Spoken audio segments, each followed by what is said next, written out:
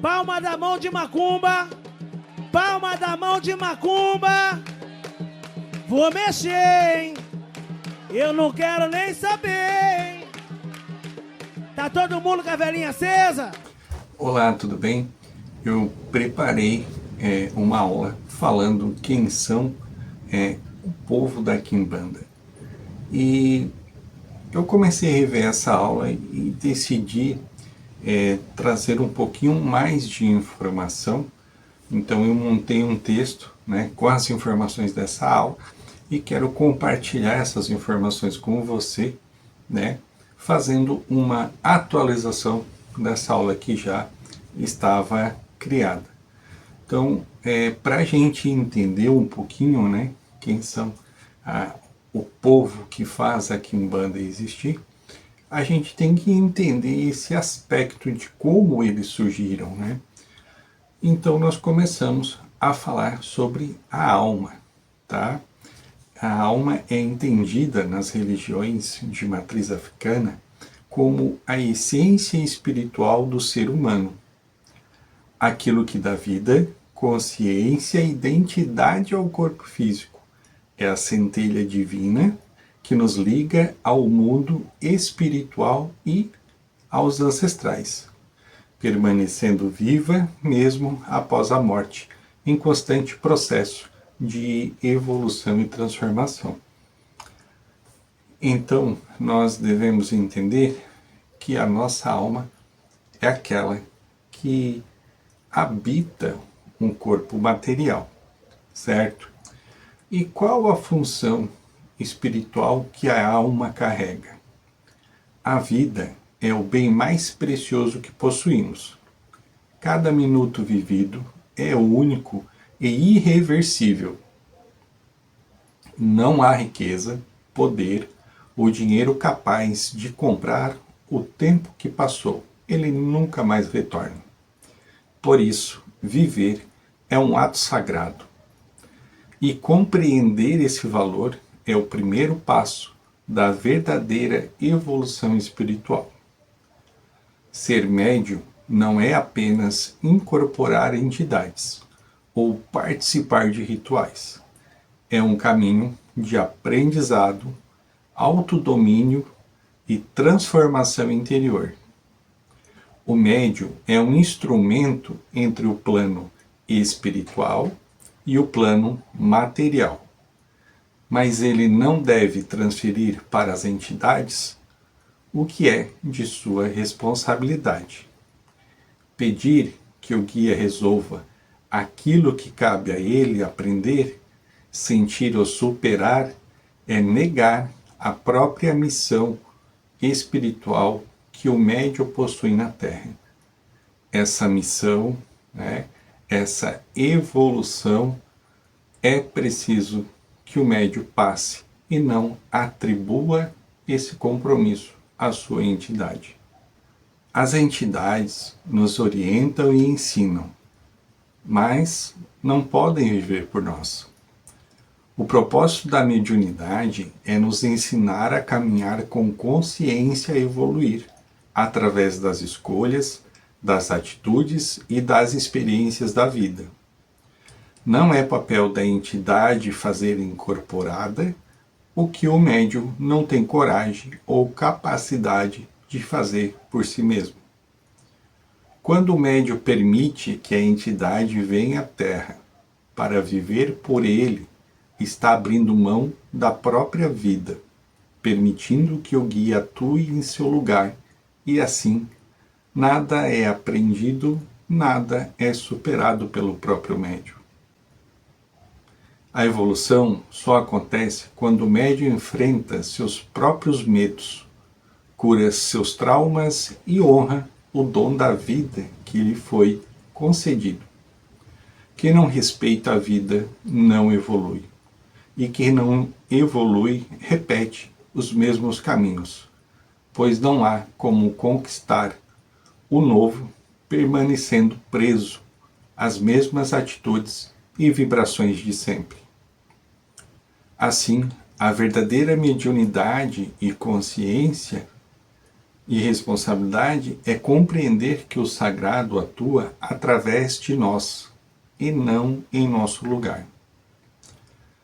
Entendendo isso, né, a capacidade da alma, da vida, o nosso papel aqui, né, nós passamos a entender agora um pouquinho sobre o espírito, que é a alma quando se desprende de um corpo físico.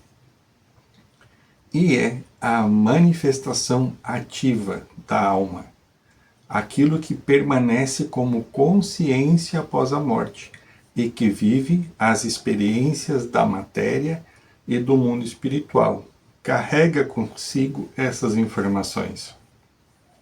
É através do espírito que a alma se expressa nos processos mediúnicos, conectando o além-vida, compreendendo, sentindo e evoluindo. Enquanto a alma representa a essência divina e imutável do ser, o espírito é o aspecto dinâmico que atua entre os planos materiais e espirituais, carregando consigo as memórias, emoções e aprendizados de cada existência. Aí nós começamos a falar sobre palavras, né, que são muito difundidas dentro da religião de matriz afro, que são os eguns, né, que é o espírito dos mortos, ou seja, espíritos desencarnados que ainda preservam sua identidade, suas memórias e até certos trejeitos, sentimentos e hábitos da vida terrena. Isso não significa necessariamente que não tenham evoluído, mas sim que ainda permanecem ligados à experiência humana. São consciências que não se dissolveram completamente na ancestralidade divina e continuam atuando como personalidades espirituais conscientes, mantendo uma ponte viva entre o mundo material e espiritual.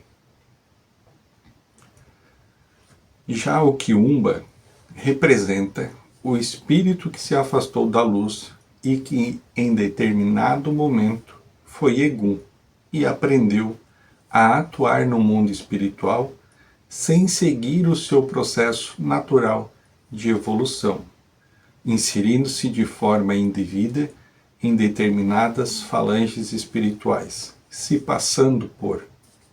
São consciências movidas por ódio, vingança, desejo ou sofrimento que acabaram perdendo a conexão com a sua essência divina e se tornaram espíritos obsessores ou manipuladores, muitas vezes se passando por entidade de luz que trabalham em falanges legítimas.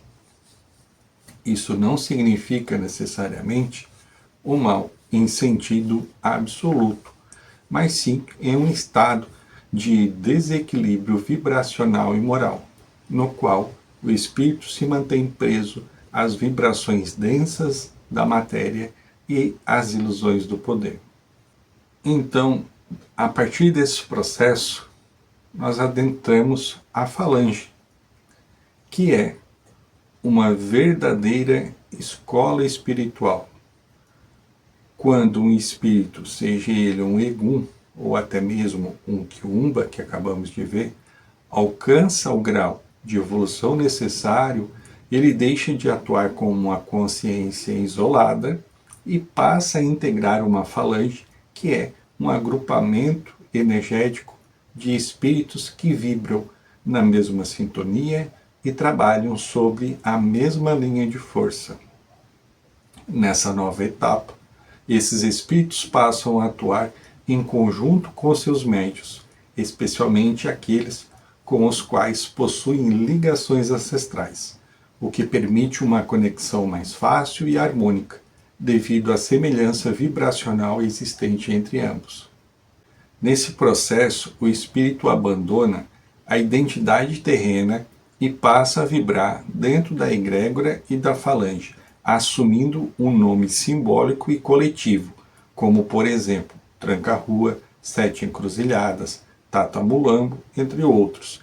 Esse novo nome representa não apenas uma função espiritual, mas também o acesso à sabedoria, ao poder e à energia própria daquela corrente, tornando um agente da lei e do equilíbrio espiritual. Assim, o espírito deixa de responder pela sua individualidade e passa a atuar em nome da falange, incorporando os princípios, o campo de força e a missão daquela egrégora dentro do plano astral. Evoluindo nosso conhecimento, nós passamos a falar sobre vertente, né?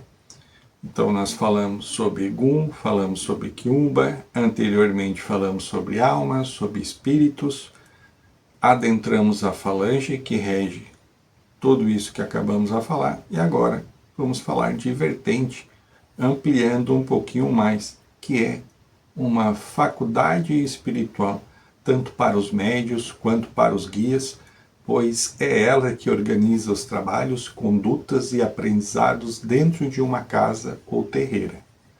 Cada vertente representa um conjunto estruturado de fundamentos, doutrinas, ritos e práticas espirituais, que definem como se trabalham com as entidades, como se trabalha com as entidades, como se realizam os cultos e de que forma se expressa a fé e a mediunidade. Muitos chamam a vertente de religião, mas dentro do contexto das tradições afro-brasileiras, ela é muito mais que isso. É uma escola iniciática, uma linha de conhecimento viva, que se transmite de pai para filho, de mestre para discípulo, preservando segredos, rezas, pontos e fundamentos sagrados.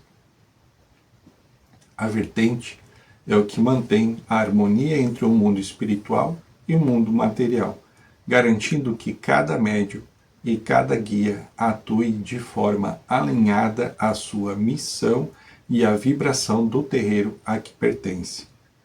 É dentro dela que o médium aprende a dominar sua mediunidade, compreendendo suas entidades e se desenvolver espiritualmente, enquanto os guias também evoluem, adquirindo autoridade e conhecimento dentro da corrente a que serve.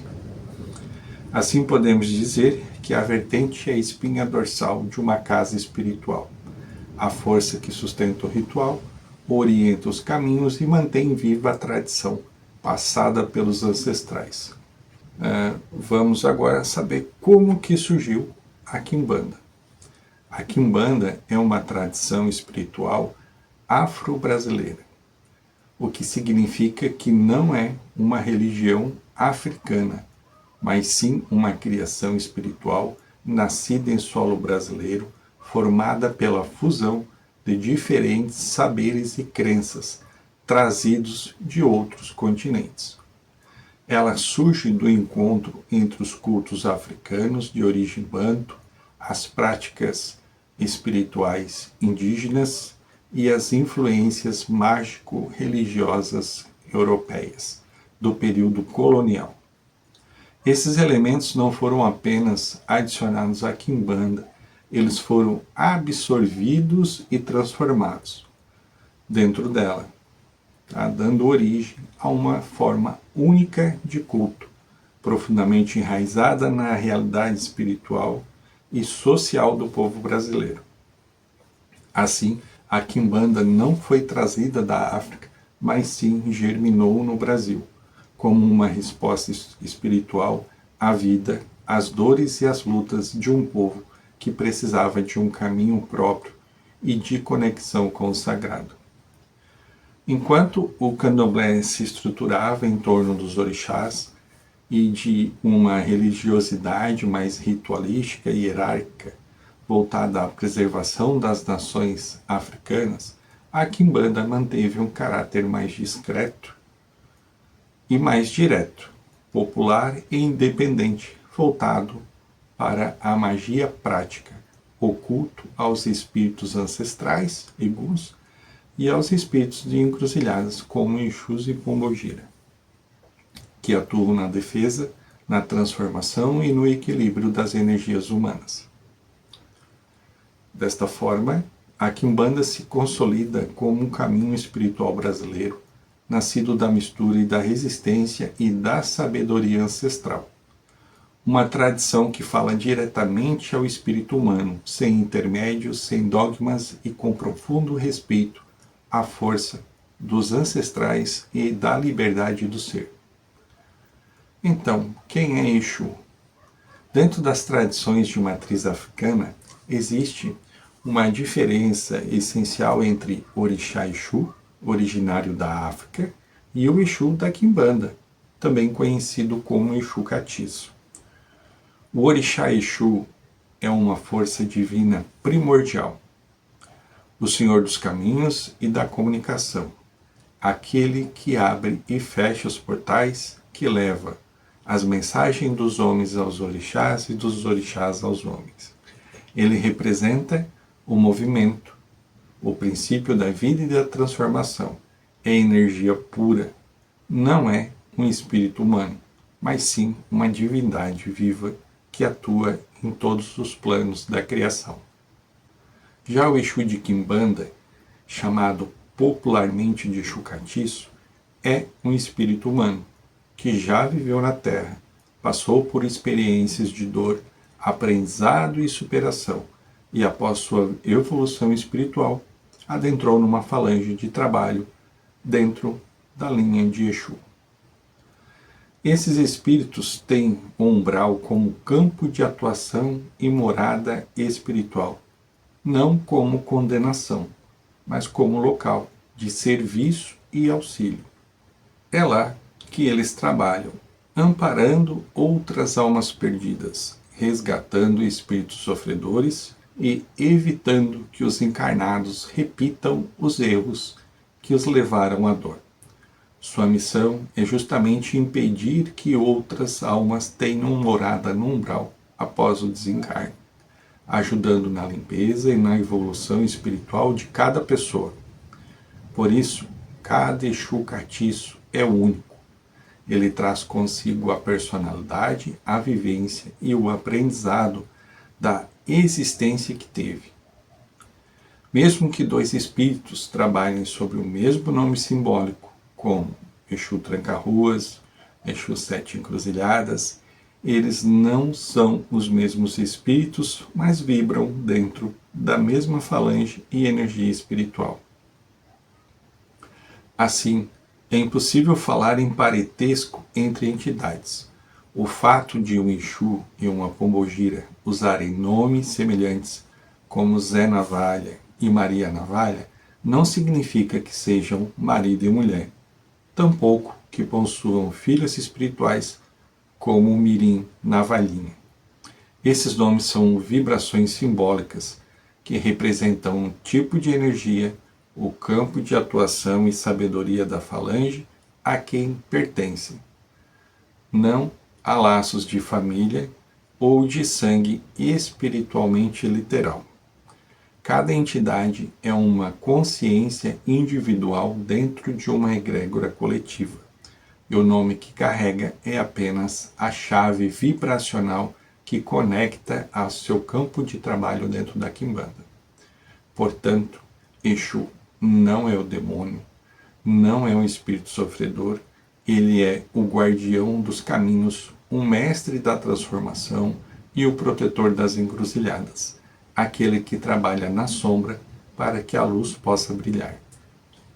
Mas por que as entidades da Quimbanda são tão procuradas? Porque são as mais próximas de nós no campo espiritual.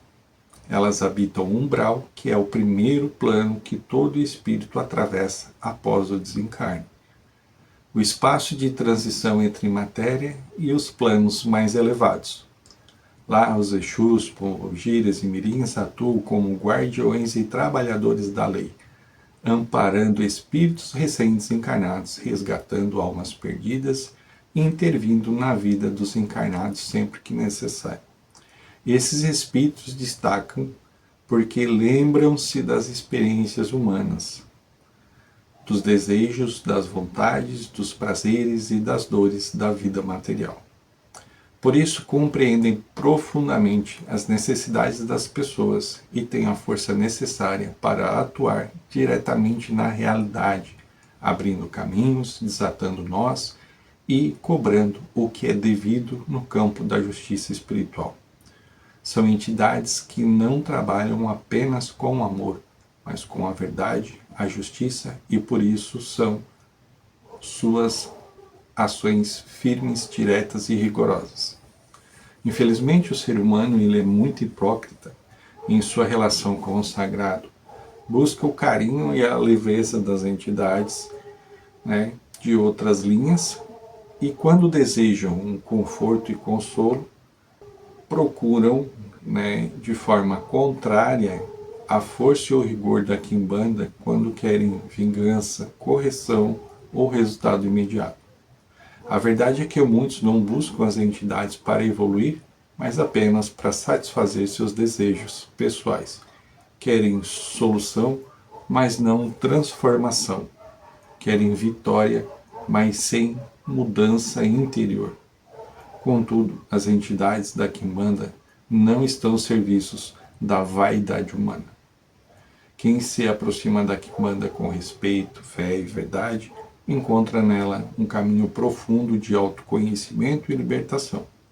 Quem se aproxima com egoísmo e ilusão apenas reforça os próprios desequilíbrios. A quimbanda não é o caminho do mal, é o caminho da verdade. E a verdade, às vezes, exige coragem para olhar a própria sombra e aprender com ela. Então, falando de Exu, como surgiu a pombogira na quimbanda? E de fato, na África não existe uma entidade chamada pombogira. O que existia e ainda existe nas tradições africanas são energias e divindades femininas ligadas ao poder, à sensualidade, à fertilidade e à magia. Quando os povos africanos chegaram no Brasil durante o período da escravidão, esses conceitos espirituais foram reinterpretados e adaptados à nova realidade. O contato com as culturas indígenas e europeias, especialmente com o catolicismo popular, a bruxaria ibérica e o espiritismo, gerou uma nova forma de manifestação espiritual feminina. Assim nasceu a pombagira, já em solo brasileiro, dentro das práticas que mais tarde se organizaram como quimbanda. Ela surge como a contrapartida feminina do Exu Catiço, representando o aspecto da mulher livre, sábia e poderosa, dona de si e dos próprios caminhos. Enquanto o Exu simboliza o movimento, a ação e a força da transformação, a pombogira manifesta a magia, a sedução, a intuição e o poder emocional. Ela trabalha nos mistérios da alma, do amor, do desejo, da libertação das amarras afetivas e espirituais. A pombogira, portanto, a mulher que viveu, sofreu, amou e aprendeu. Ela é o espírito humano, assim como o Exu Catiço, que após evoluir, adentrou uma falange feminina dentro da quimbanda e atuando como guardiã das emoções, dos sentimentos e da justiça feminina. Suas histórias, nomes e formas de apresentação, como Maria Padilha, Maria Mulambo, Rosa Caveira, Dama da Noite, entre tantas outras, representam arquétipos de força e sabedoria feminina, que atravessam o tempo e o inconsciente coletivo. Portanto, a pombogira não é esposa de Exu, nem sua serva. Ela é sua contraparte vibracional, atuando em equilíbrio com ele, o masculino e o feminino, que juntos mantêm o movimento das encruzilhadas, o ponto onde toda a magia e transformação acontece. A pombogira nasceu no Brasil como símbolo de força da mulher ancestral, livre das amarras da sociedade, da culpa e da repressão. Ela é a voz das mulheres que foram silenciadas, a guardiã da sexualidade sagrada, da justiça amorosa e das transformações através dos sentimentos. Assim como Exu é guardião dos caminhos, Pombogira é o empoderamento que ensina a caminhar com firmeza. Onde Exu dá caminho, Pombogira dá poder, consciência e coragem. O equilíbrio perfeito entre força e sabedoria, razão e emoção, vida e alma. Então, quem é Exu Mirim dentro da Quimbanda? Exu Mirim é uma das forças mais enigmáticas e transformadoras da Quimbanda. Apesar do nome, não é o espírito de uma criança desencarnada, pois acreditamos que criança é pura e ao deixar a vida material é acolhida por entidades de níveis mais elevados, não passando pelo umbral. O termo mirim refere-se à vibração jovem, dinâmica e inquieta, uma energia espiritual em processo de amadurecimento que representa o início da consciência mágica, o poder da descoberta e a transformação através da experiência. Enquanto Exus trabalham na estratégia e sabedoria, o Exu Mirim atua no instinto e na rebeldia criadora, desfazendo nós, quebrando ilusões e provocando o médium a evoluir. Ele é rápido, intenso e direto, um verdadeiro concentrado de força espiritual que age onde a mudança precisa ser imediata. Na Quimbanda, o Exu Mirim simboliza o primeiro passo da evolução dentro da esquerda. O espírito que aprende a equilibrar poder e consciência, emoção e responsabilidade. É o sopro que desperta, o impulso que diz: levanta, reage e muda. O poder está em ti. Agora a gente fala de um termo, através de entidades muito mais antigas e que tão pouco se apresentam, mas com frequência estão lá, muitas vezes, sem ser notados, são os caboclos e pretos velhos quimbandeiros. Que dentro da Quimbanda, nós sabemos que toda entidade que adentra uma falange, ela segue normas e regras da vertente, preservando a ordem e o equilíbrio espiritual. A entidade verdadeira não vem para satisfazer vontades humanas, mas para promover evolução. Quando o médium chama uma força para cumprir o que é sua própria obrigação, ele inverte o propósito e deixa a entidade que, em vez de ensinar, passa a trabalhar a sua função, aonde o crescimento se torna nulo. Na espiritualidade, quem é de verdade não precisa se impor. A entidade não grita, não se exibe, não precisa falar de si. Onde há sabedoria, há respeito. Entidade que é de Umbanda não mendiga espaço na Quimbanda. Entidade de Quimbanda não vai pedir holofote na Umbanda. As entidades que precisam trabalhar, elas vão trabalhar. Os caboclos e pretos velhos quimbandeiros atuam na esquerda com a mesma firmeza e sabedoria das linhas de luz. Adotam nomes ligados à mata e aos animais e às forças da natureza, representando o campo onde trabalham e a origem da sua vibração. Muitos dizem incorporar caboclos quimbandeiros sem compreender essa energia, e nesses casos não é a entidade que se manifesta, mas o ego do médium querendo aparecer. A entidade verdadeira não força sua entrada em cultos diferentes. Ela se apresenta conforme a tradição e a linguagem espiritual do lugar, porque não precisa provar quem é. Trabalha em silêncio, com humildade e sabedoria, transformando tudo ao seu redor. E aí adentramos um pouquinho a mais falando sobre quem organiza os Exus na questão da triade, do poder maior da Quimbanda. Antes de buscar saber quais são as obrigações da sua entidade, é preciso entender por que você incorpora e para que ela se manifesta.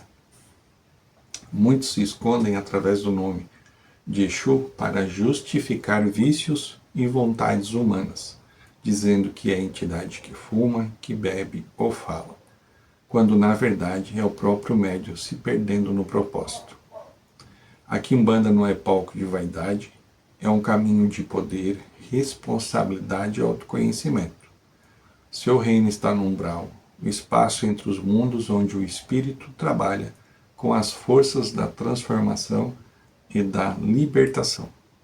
Por isso, cada vertente de Quimbanda tem as suas próprias ritualísticas e formas de culto, o que mantém viva a sua diversidade e profundidade. Algumas vertentes reconhecem os Iquices como forças superiores, outras se alinham aos orixás e há aqueles que se baseiam na visão dos daimons, expressando o poder da consciência individual e a oposição à moral cristã tradicional. Mas qual é a certa? Aquela que fala ao seu coração. Aquela em que a magia desperta em suas mãos o sagrado e se manifesta em seu caminhar. A verdadeira Quimbanda é aquela que é vivida. Enquanto muitos procuram saber da triade e das responsabilidades das suas entidades, os verdadeiros médios se preocupam com a verdadeira triade da Quimbanda que lhes cabe. Ela representa o equilíbrio de 3 forças fundamentais do culto que o médium precisa dominar e saber. O Exu, que movimenta o poder da ação, a Pombogira, a sabedoria e o domínio da emoção, e o Exu Mirim, a energia da transformação e do renascimento.